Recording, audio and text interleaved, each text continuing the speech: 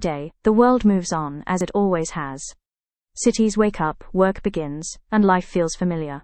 But beneath that sense of normality, something is shifting. The climate is changing, and the systems we rely on, energy, food, water, cities, finance, are under pressure in ways we're only beginning to understand.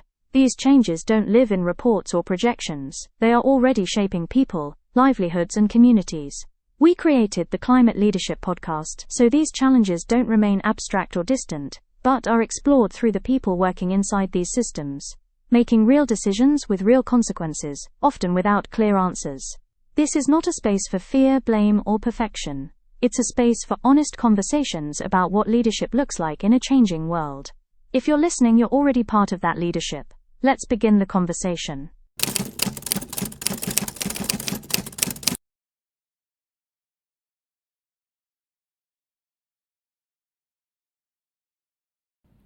Welcome to the Climate Leadership Podcast, a show where we explore how leaders respond to climate change through real decisions, real constraints, and real world impact. In this episode, we focus on 4 critical systems that often sit beneath net zero strategies but ultimately determine their success: food security, air quality in the built environment, water scarcity, and integrated waste management.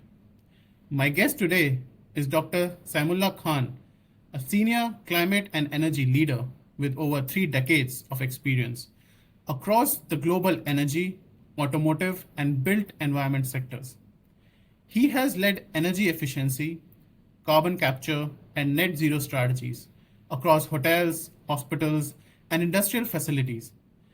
And he's also a mentor, investor, and a COP speaker.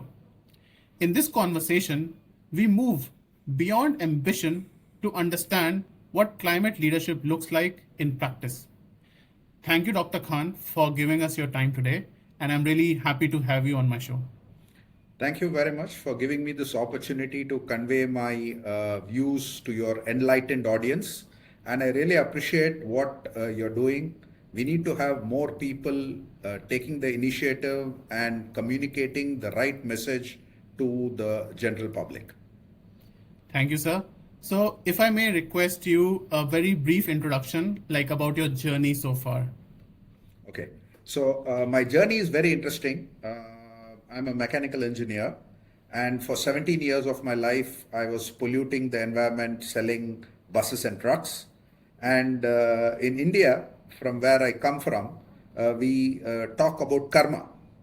And I guess the world or the supreme power had some other idea for me. So today I'm cleaning up my act.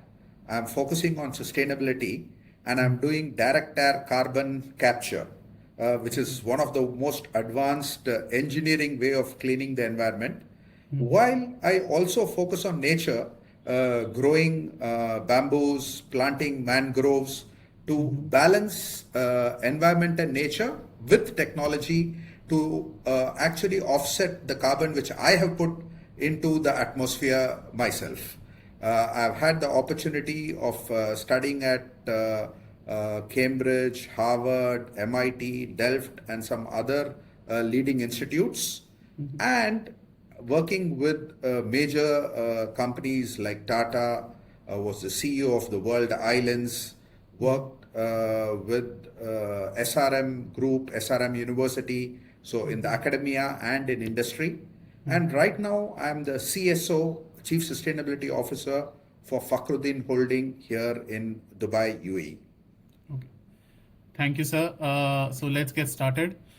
So as you have said, you have worked across energy, building, and now sustainability, and for 3 decades. When you hear the term climate leadership, what does it truly mean in practice? Okay, actually your question has the answer. Today, climate leadership has to be less about talking, more about practice. So what we need to do is, we have had enough talking. I mean, we just finished the COP 30, and we've been doing this for a long time talking. And if you actually see, after the Paris Agreement, where all the top leaders, 185 countries signed the agreement. Today, after 10 years, literally very little action has been done. There is a lot of talk, lot of discussion, lot of strategy, but there is very little actual implementation on the ground. So what I emphasize today, leadership is leadership of practice and leadership of action. You don't have to talk about giga projects, mega projects. You have to actually set, might be the thermostat in your house 1 degree lesser, which is saving 9% electricity. You switch off the lights, you conserve energy, you conserve water, you waste lesser food. And instantly, all this ethos and all this culture of sustainability is there embedded in the culture of India and Asia. Today, if you actually analyze, your grandparents were more sustainable and they led a more circular lifestyle than us. So it's not something new to us. It is there in our culture, in our DNA. We have lost track. We have moved forward. We have been exploited by the media, by the advertisements, by the leaders. Now we need to go back and learn and try to lead a lifestyle which is more circular, more sustainable.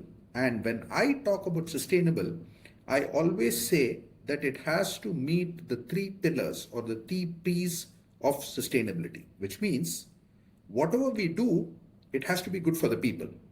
This is most important. So it has to be good for our health, our wellness, whether it is mental, physical, psychological, or spiritual. Second is it has to be good for the planet. Now, we have to understand and accept that we didn't inherit this planet from our ancestors. It is the responsibility which we have towards our future generations. So we want to give this planet in a better shape than what we got to our children and grandchildren. The whole idea that the environmentalists and sustainabilists, they are trying to save the planet is not something which I've subscribed for. I say, please do it for yourself. Do it for your own children, your own grandchildren. The planet can take care of itself. You take care of your future generations. So it has to be good for the people. It has to be good for the planet. And it has to make commercial sense, which means it should make profit or prosperity. So if it is not commercially sustainable, then it is not sustainable. So we don't need subsidies. We need a level playing field. So the 3 P's which I talk about is people, planet, and prosperity or profitability. So this is what we need. We need leaders who are very clear that sustainability is not costly. Sustainability is not something which is going to make life difficult for people. It is going to make life better for people, and it is going to be economical for people. And the leaders should start by practicing, and people will follow. So that is what I feel sustainable leadership should be doing today, is practicing what has already been talked about for a long time. Right, sir. So I would like to say about the profitability which you mentioned, the prosperity part. So when I go to a shop to buy food, for example, all the organic food are much costlier than the non-organic ones. And in this economy, which I believe is not doing that great, income is not growing that fast. So do you think people can purchase those products which are more expensive than the non-organic ones? So that's a very good question. And this whole concept that organic is more expensive than the chemical is something which is not true. If you actually see what are the inputs which go into the farm, there's a huge amount of chemicals and pesticides used when you do normal conventional farming. When you do organic farming, you actually don't use pesticides. You don't use chemicals. You use natural soil additives which are there. Now, how can that be more expensive? So, theoretically, it cannot be more expensive. And the typical example for this is India itself. If you see, when India started the Green Revolution, most parts of India started with using pesticides and chemical fertilizers. But in the Northeast, they decided not to use pesticides and chemical fertilizers.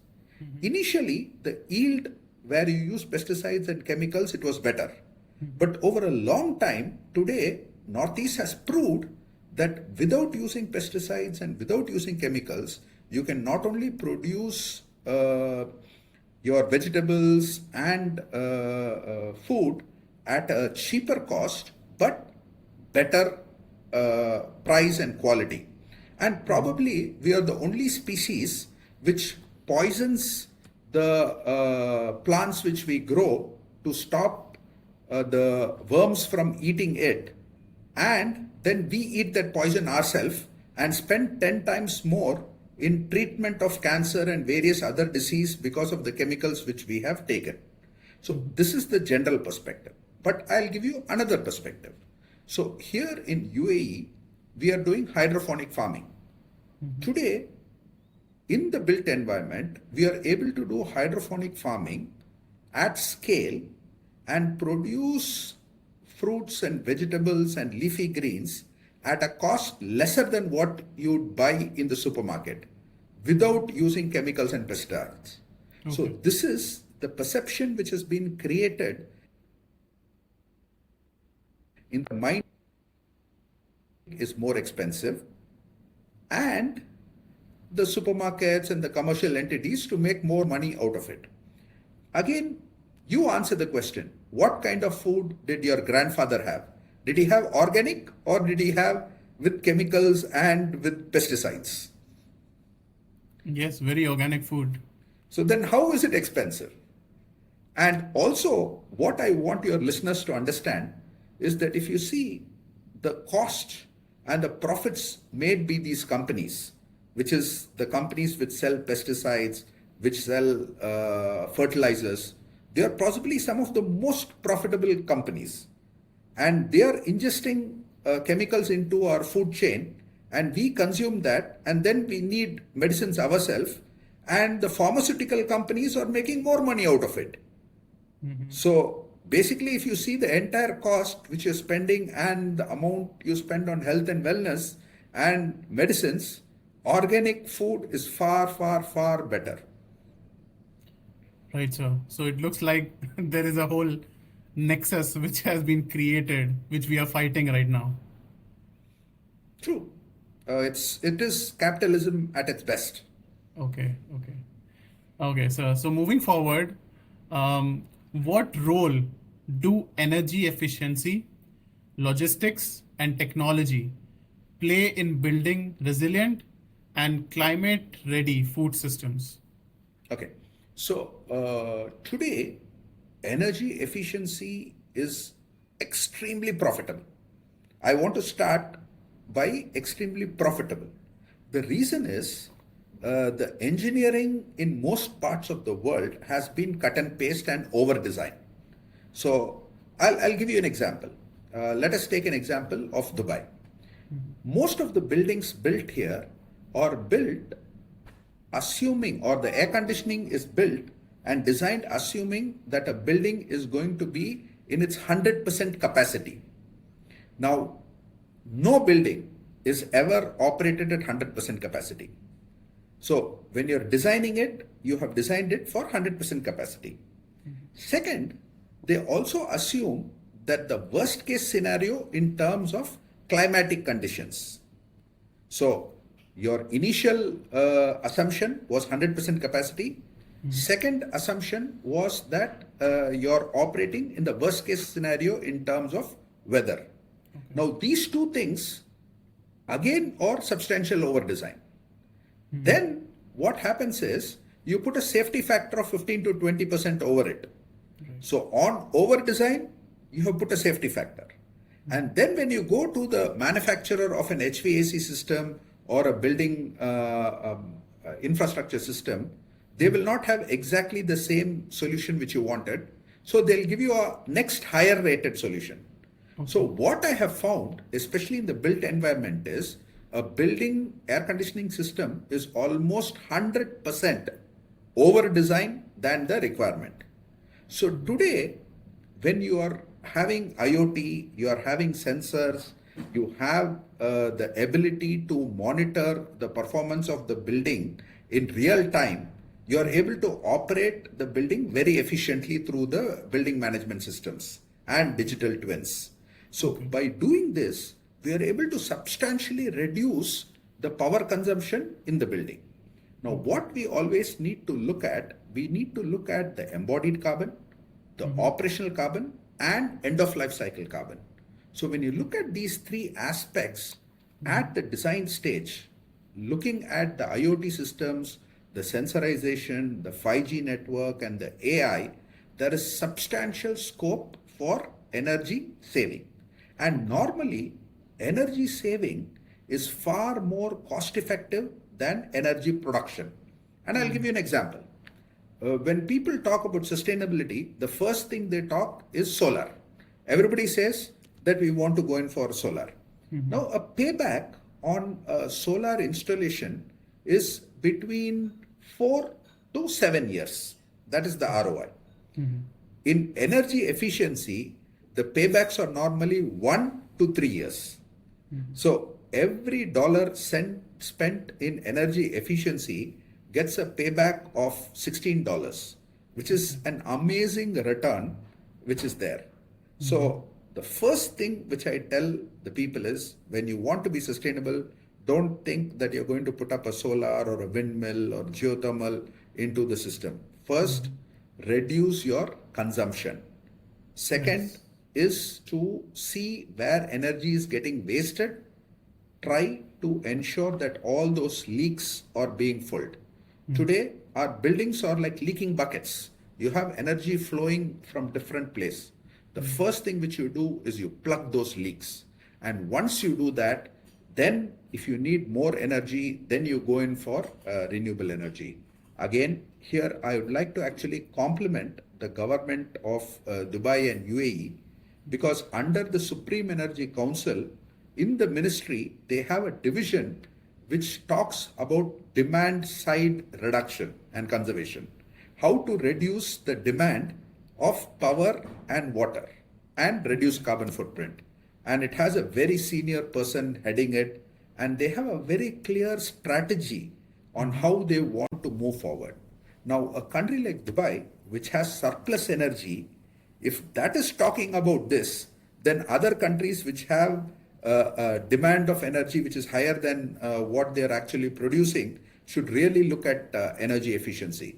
So I would actually recommend to the listeners and the people who are working in this industry that energy efficiency is going to be probably one of the most important tool which we have in order to reach our net zero targets.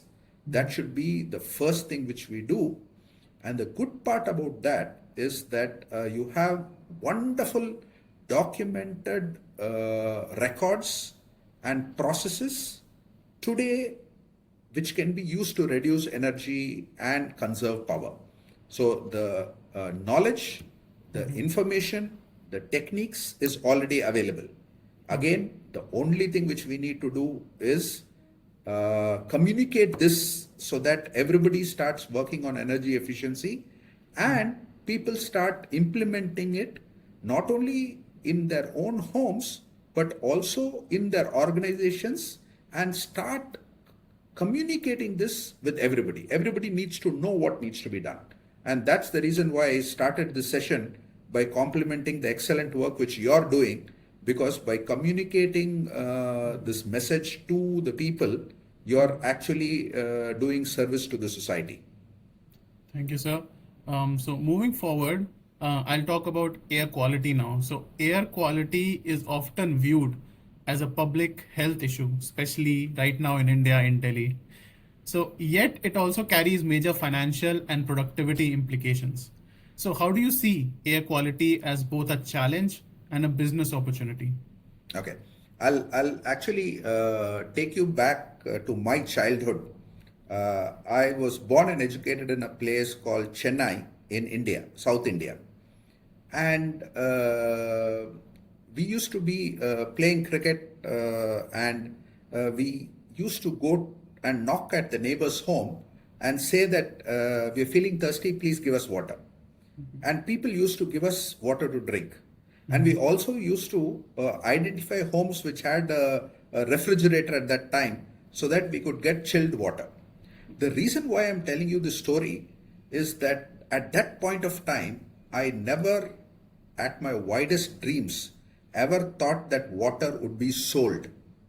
No, serving water used to be in Arabic here, we call sadaqatu jariya. Even in India, it is supposed to be something which is punya ka kaam hota hai. So you dig a well, you give people water. Today, water is sold in plastic bottles. Okay? And it is probably one of the most commoditized product in the world. Okay? The reason why I'm telling you this is my biggest fear is that tomorrow air is going to be sold like this to people. During COVID, it would already happen to us, but that should not become a norm. Now, what is the importance of air? Quality of good air to breathe has to be a right of every citizen. It is the responsibility of the government to ensure they get good quality air to breathe. And the beauty of this is that it is very simply easy to do. It is not difficult. Okay? So air quality as per WHO, the number of people dying prematurely because of air quality is 7 million people. Let me put it in perspective. The number of people in a year who died in World War I was about 1.5 million.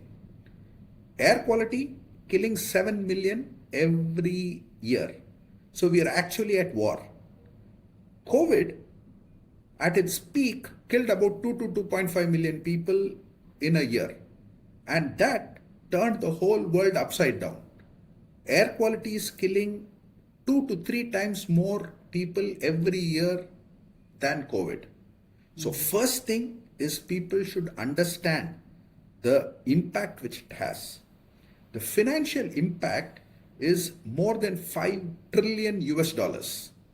These are all documented facts which people are not talking about. So again, the first thing is we need to talk about the huge challenge which is facing us. Second, look at the financial impact. Now, on the personal level, we breathe about 11,000 liters of air per day.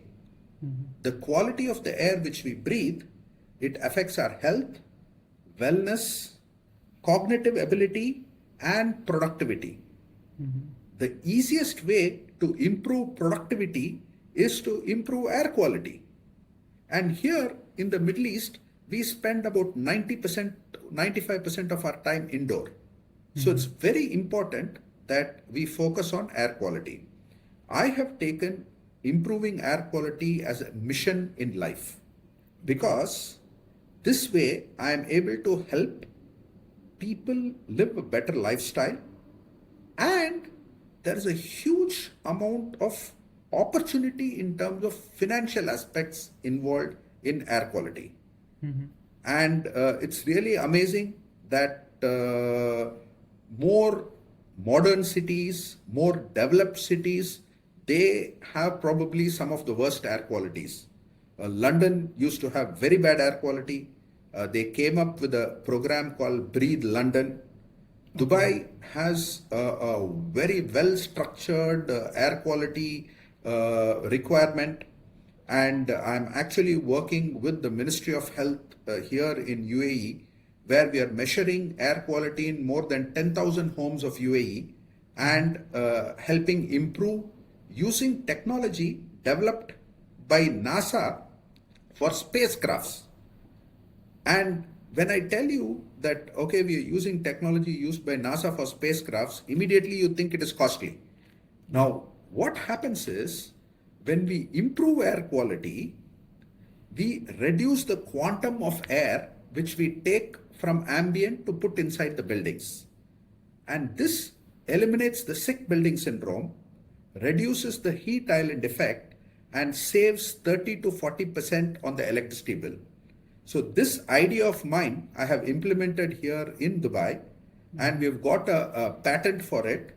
So we've converted equipment on top of the building which we call fresh air handling unit into a smart air handling unit.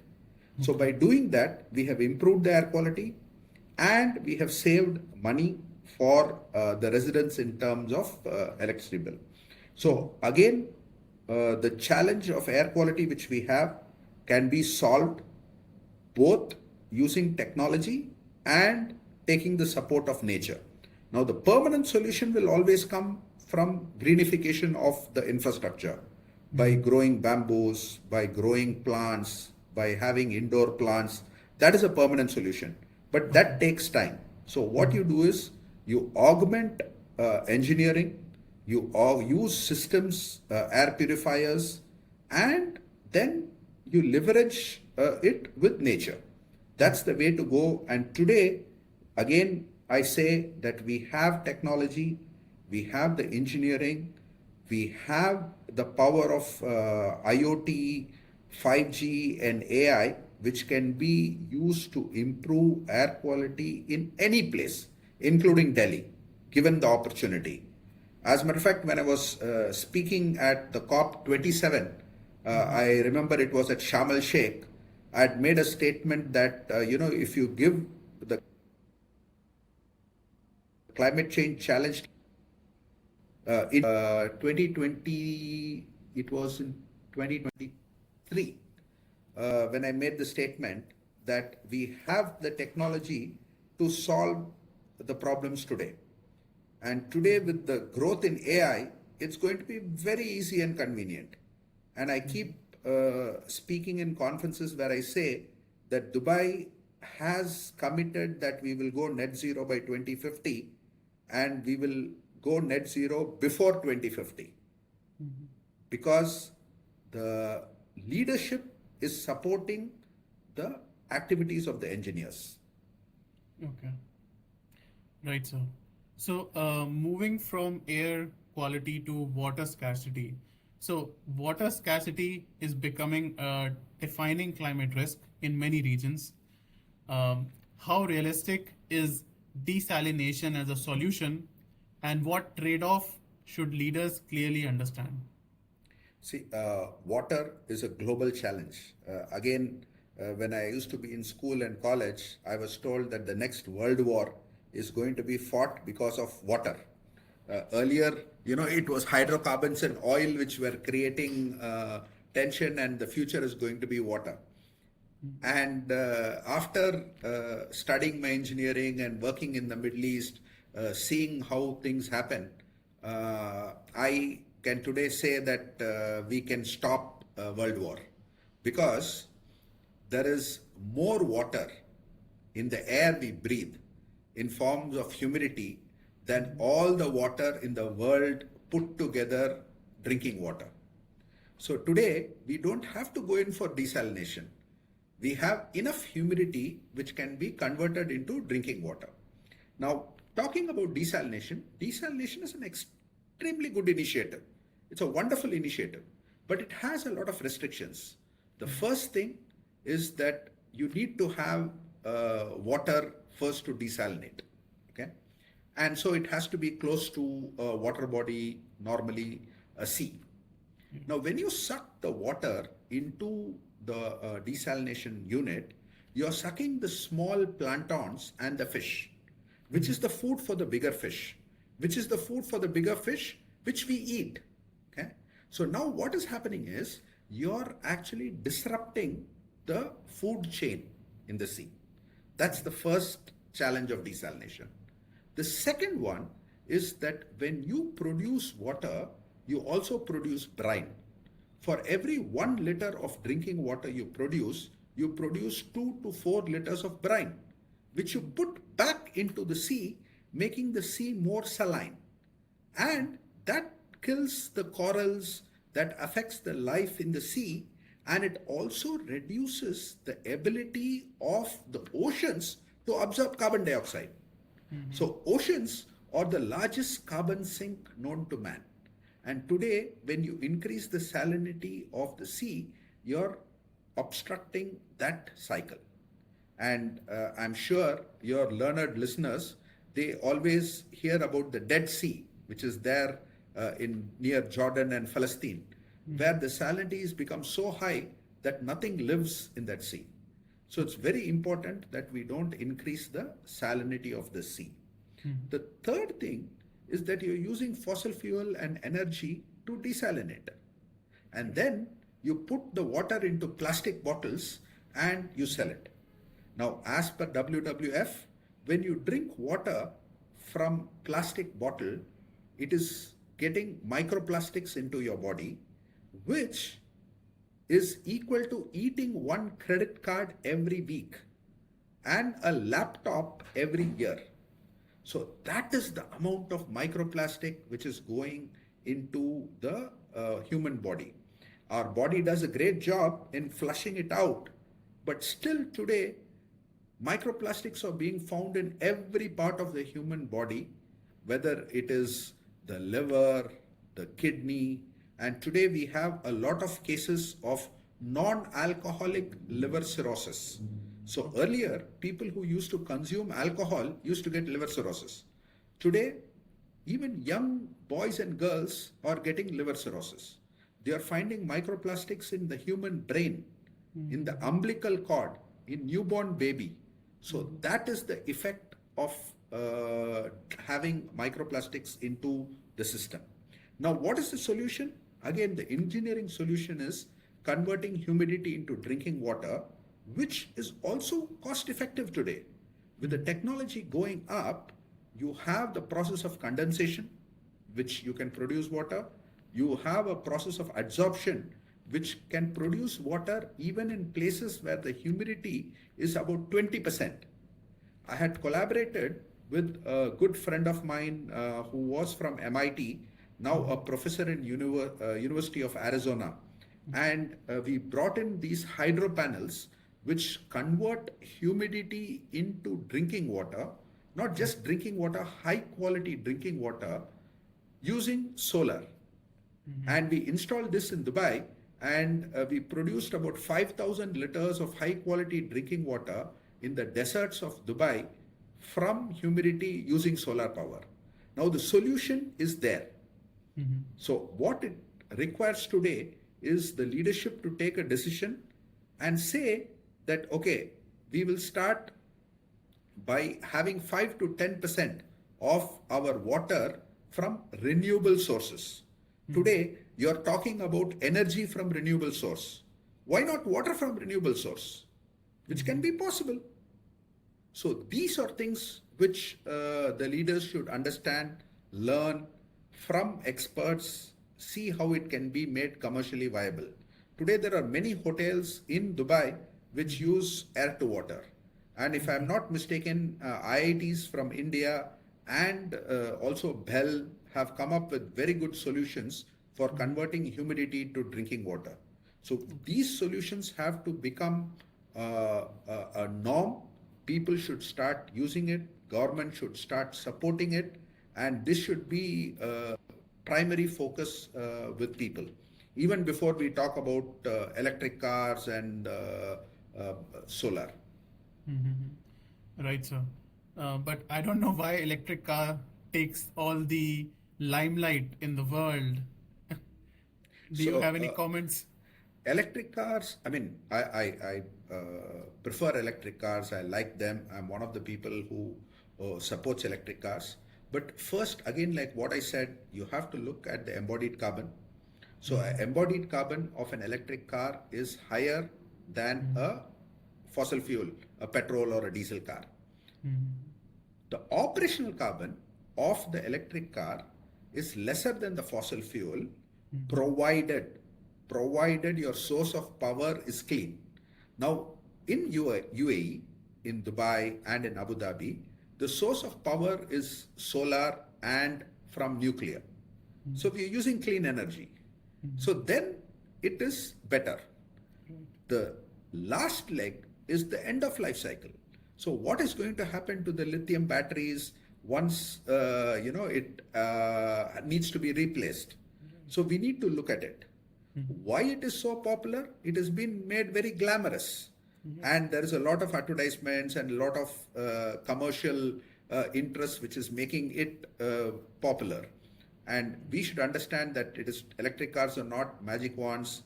It's not a silver bullet. It's not going to solve most of the problems, but it is good to have. So it is just a small part of a bigger jigsaw puzzle. Okay. Right, sir. So finally, your comments for leaders working across food, air, water, and waste. What mindset shift is most urgently needed to create meaningful and lasting climate impact? That's a very, very good question. I could talk about it for hours. We can look at technology, we can look at various other aspects.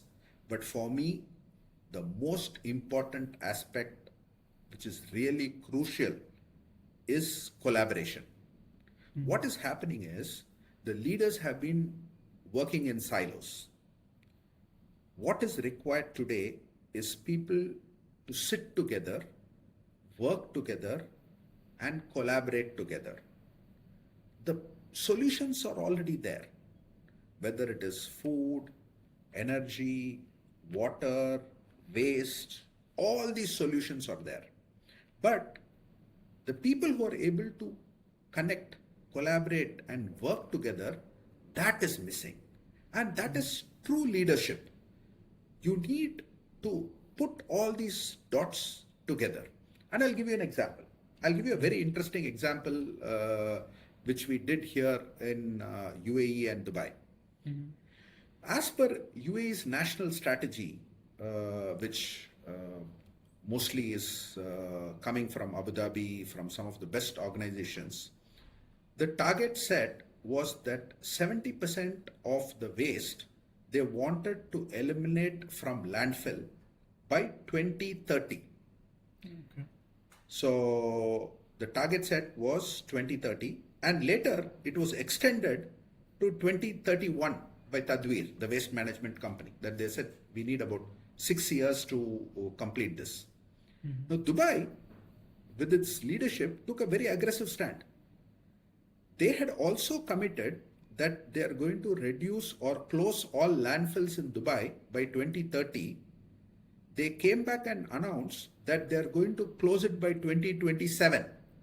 Now, that is the leadership which we have in Dubai. Normally, leaders give a timeline and then they extend. Now, here you see the leadership giving a timeline and saying, no, we are going to do before the timeline. And I'm so happy that I get the opportunity to work with these kind of dynamic people. So once they announced that we are going to reduce the waste to landfill or close all landfills in Dubai by 2027, as a real estate developer, we said, how are we going to do this? We need to work on a system and a process on how we need to do this. And normally what we do is, if there is a big challenge, we cut it down into smaller parts and see how we can solve this challenge. So what we did is, we said, let's take one community and let us experiment with that one community, see how we can eliminate waste to landfill from that small community. So we chose a community in Dubai, which was very diversified, predominantly Asian, people who are working class, not the affluent and rich who are very knowledgeable. So we took a sample and we worked as a developer, Fakhruddin Properties. We worked with Masakin Owners Association. The Owners Association manages the building. Okay. Then we brought in Dubai Municipality to come and support us. We brought in DECA, Dubai Environment and Climate Change Authority, to help us. We brought in the academia, the universities like Rochester Institute of Technology, SP Jain, University of Wollongong. We brought their students and we did extensive information sharing with the residents of the community, the children, the ladies, and we just asked them to do one small thing. We said, please segregate your wet waste and dry waste. That's the only thing which we requested them to do. And we gave them QR coded bags. So when the resident would segregate their waste and throw it down the chute, down below we could scan the bag and find out from which resident this waste has come. And then we gave points to this residents. So here what we did is we incentivized good behavior and we created a leaderboard. We did gamification of the entire process and we engaged with the children by conducting events and awareness campaigns. Now, to our pleasant surprise, the children study about this in school. They talk about waste segregation, they talk about sustainability, they talk about the environment, but they never had a platform to practice it in their homes and communities. Now, we gave them a platform to practice this. And we got tremendous support from the corporate sector. So the waste management company we work with, it was called Earth Recycler from India, who's a big name in India. They came and they said that, okay, you're doing a great thing. We will support you. And they sent us the waste composting machines, compacting machines, and all these equipments which we installed and we used. And to the surprise of everybody, we could eliminate 90% of the waste to the landfill in 90 days. So this is proof that if you can have all the children, the government, the academia, the industry, then you can get astounding results. But even if one of these are not there, it will take more time. And as a matter of fact, to appreciate the people who got involved in this waste management and participated with us, we gave away gold coins as gifts. Okay. So where else in the world can you get gold when you give waste? So the whole pitch was you give me waste and I give you gold. Okay. And I physically had the privilege of handing over gold coins to the residents who participated and supported us in this campaign. And we made money out of it. So, and we were so successful that at Fakhruddin we've decided that we'll start one more company with Earth Recyclers in Dubai to manage the waste of Dubai. And today I'm totally convinced that there is nothing called waste. It is only a byproduct of our lifestyle. And this is exactly what Einstein has said, E is equal to M, which is energy is equal to mass, and waste has mass. So that equals energy. So how can you call it waste? Right. So, sir, you reach a win-win situation. You know, that's such a great experiment. And yeah, I think that gave you very wonderful results. So thank you, Dr. Khan, for sharing your insights and experiences.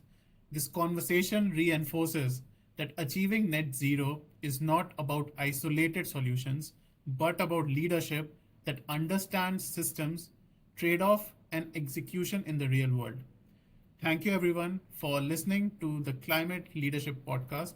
If you found this episode valuable, follow the show, share it with others shaping the climate transition. Until next time, take care and have a nice day. Bye-bye. Thank you. Have a good day. Thank you, sir.